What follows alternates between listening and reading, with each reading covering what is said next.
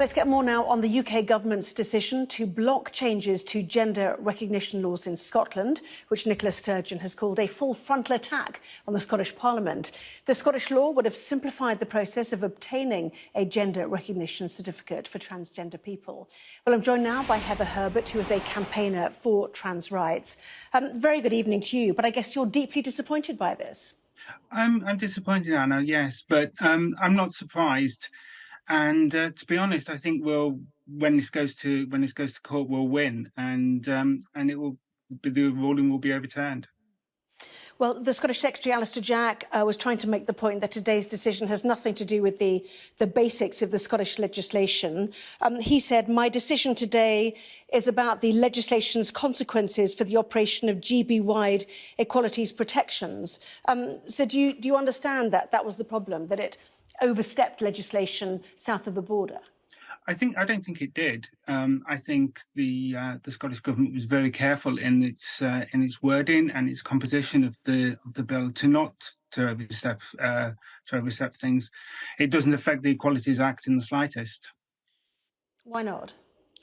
Because it doesn't. It just speeds up the process in which trans people can obtain a gender recognition certificate. That process already exists. Well, the Scottish Conservatives said that the UK government was left with little option but to make this order, a Section 35 order, as you know. In their desperation, this is their equalities spokesperson, Rachel Hamilton, in their desperation to force this legislation through Holyrood before Christmas, the Scottish government ignored the warnings that the bill would have implications beyond Scotland's borders. So they're sticking to that. Also, she makes the point that the Secretary of State made clear it was not a decision he wanted to make and he hoped it could be revisited. Does that give you any confidence? Well, the process has taken over 6 years. It's been consulted on twice. It's gone through committee. It's gone through 3 stages of amendments. It's not been rushed through at all. To suggest so is very disingenuous to the Scottish Parliament. Well, I know many people point out that it was overwhelmingly voted through by the Scottish Parliament, but it has been deeply controversial in Scotland, has it not? Fraught debate inside and indeed outside Holyrood. Well, as you say, it was voted through by an overwhelming majority of MSPs from all parties. Even Conservatives themselves voted through. Members of the Conservative Party voted it through. I thought it was 86 votes to 39. Is that correct? That's right, yeah. So what should happen now, then? Well, Nicola Sturgeon, the Scottish Government will take this to court and the Scottish Government will win, and it will just be another delay for another few months. And for someone like you, Heather, what difference would it practically have made to you? So it will allow me to change my birth certificate. It doesn't affect access to single-sex spaces, which is one of the things that critics have said. I don't have a gender recognition certificate myself, and I use single-sex spaces. I have done so since I started my transition 7 years ago now. It doesn't make any difference to that at all. All it makes a difference to is, should I choose to get married or when I pass away, my birth certificate and death certificate and marriage certificates will all align with my gender.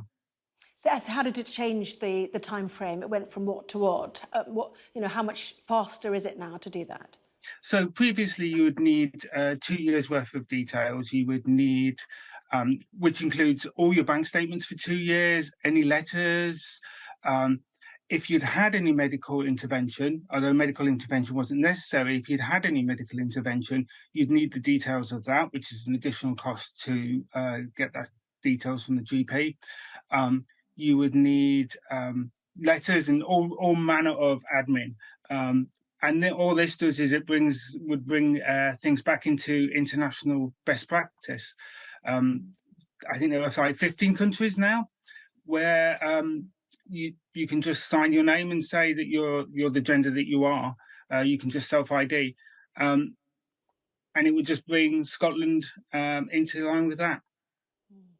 And just, you mentioned safe spaces, and the safeguarding of women is often raised as a factor in the speed of self-identification. Why do you think it doesn't have any impact on safe spaces? Well, I'd ask you the question. When was the last time you needed to show your birth certificate when you went to the toilet? Yeah, never. Yeah, exactly. You just don't do it. Nobody asks you for your birth certificate, or a gender recognition certificate, or any other kind of documentation when you go to the loo, or when you go to single-sex changing rooms, or to any other space like that.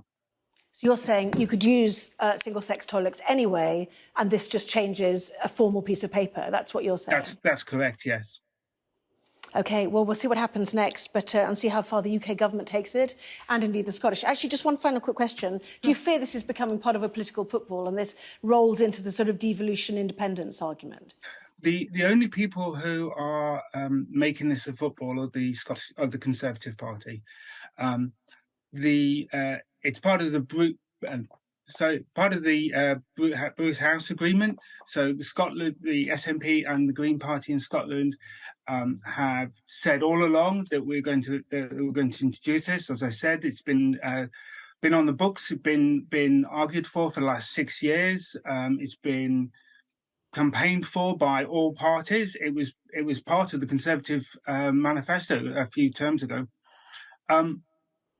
The only people who are making this a football, and the only people who are dragging trans people through the mud, are the Conservatives.